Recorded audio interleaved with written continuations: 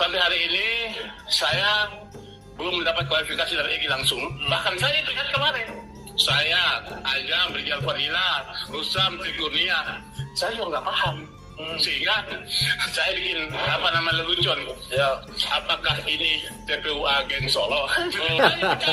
Saya bilang, saya itu ketua TPUA itu yang minta, dia melatih. Kemudian bikin surat dan disampaikan di depan Habib Rizik di Petamburan. Jadi tiba-tiba mencat saya bilang nggak begitu, nanti saya balik gue pecat dulu lagi.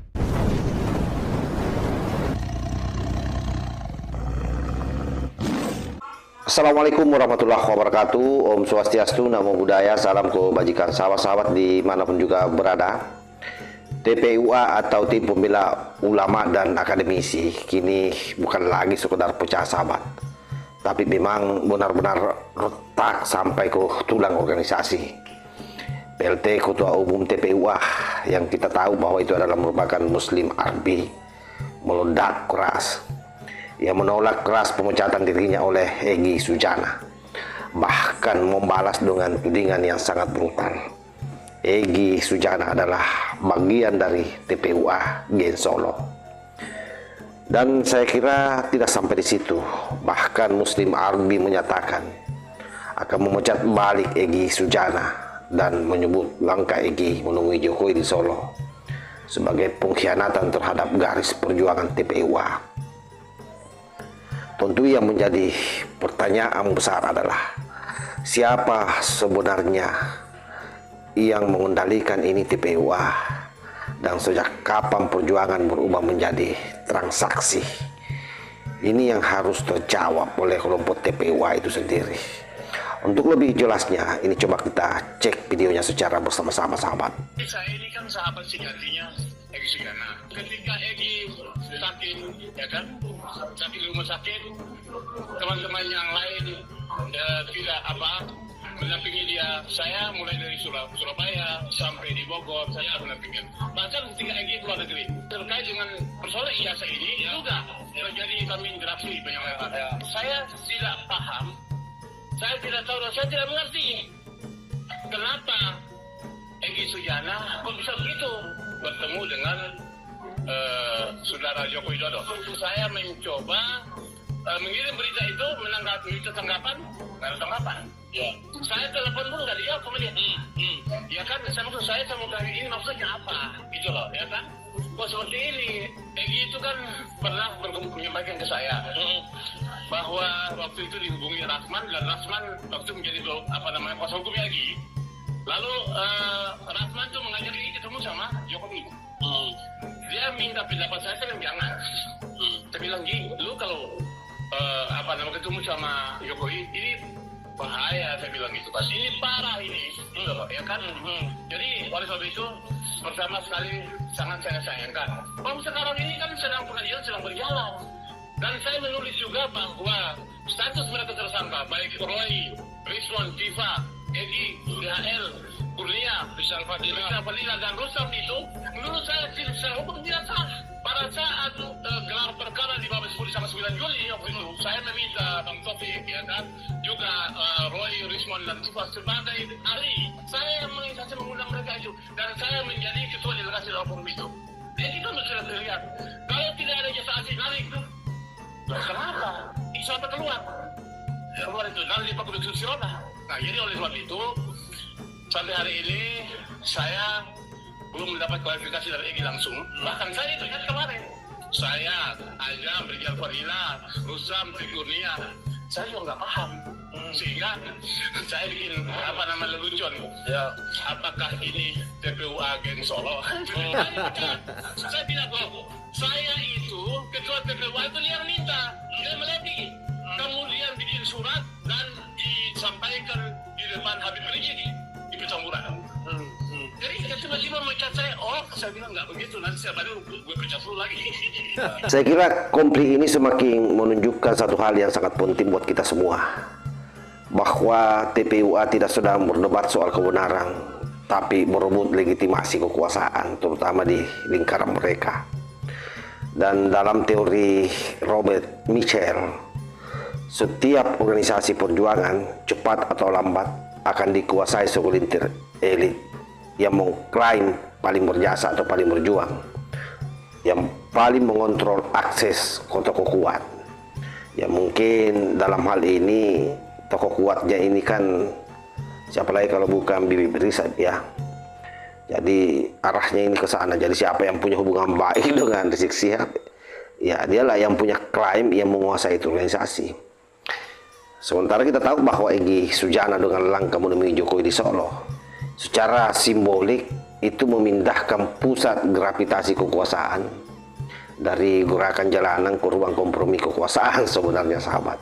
Dan di titik itulah saya kira Muslim Army membaca sinyal yang sangat berbahaya. Dan bahkan tidak main-main Muslim Army kalau kita dengar penjelasannya dengan nada yang sangat santai.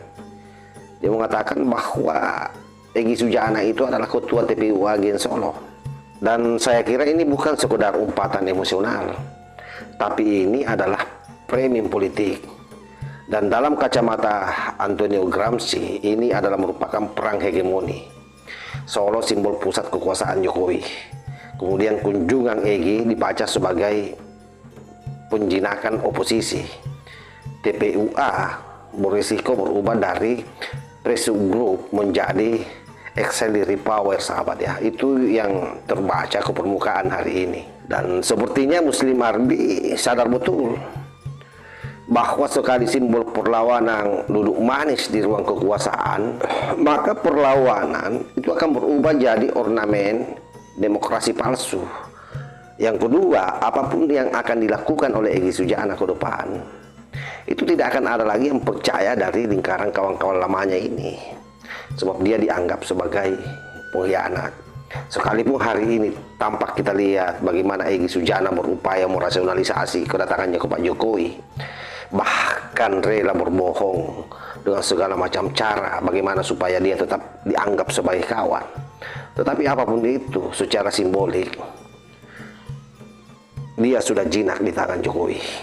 Apalagi kalau kita melihat reaksi daripada Muslim Army, dan kalau kita melihat reaksi daripada Muslim Army ini juga memberikan sinyal sekaligus bertanda ya bahwa ada kelemahan dalam perjuangan. Artinya kalau kita merujuk teori politikal Bournemouth, aktivis yang lama berjuang tanpa hasil konkret itu selalu mudah curiga, itu yang pertama. Kedua, mudah merasa dihianati.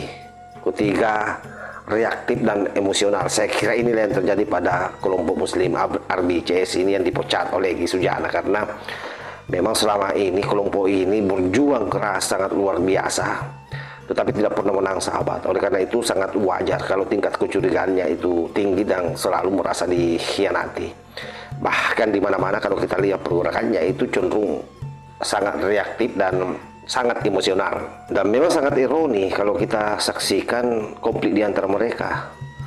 Jadi bayangkan saja saat satu pihak menuding pengkhianatan, lalu kemudian pihak lain berbicara rekonsiliasi. Nah, keduanya ini tidak lagi bicara substansi, tapi lebih pada posisi masing-masing. Nah, dalam konteks ini tentu kalau kita bicara Egy Sujana adalah bagaimana posisinya supaya dia tidak dipenjara.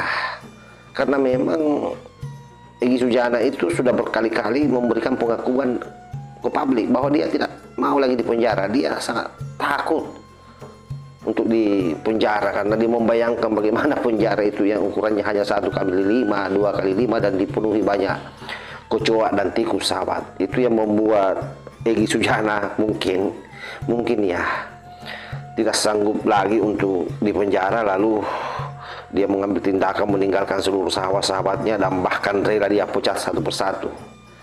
Inilah tindakan yang paling barbar yang pernah ada dalam sejarah dalam satu organisasi. Karena itu sahabat-sahabat sekalian, tentu kita akan bertanya, dalam posisi ini siapa kira-kira yang diuntungkan?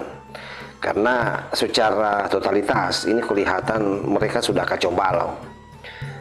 Nah, tentu yang pertama adalah TPUA itu sendiri. Secara politik sungguh dia sangat lemah hari ini.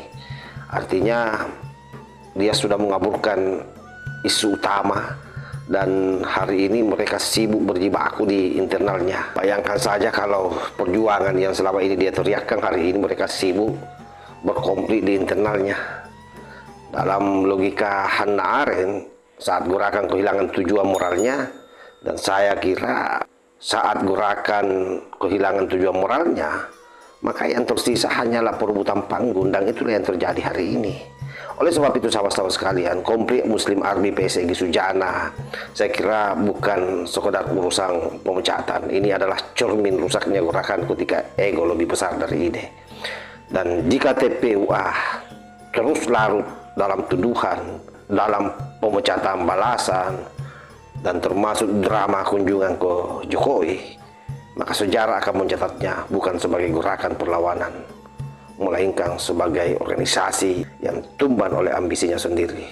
Dan pada akhirnya publik akan bertanya, mereka ini sedang melawan kekuasaan atau sedang merebut restu kekuasaan?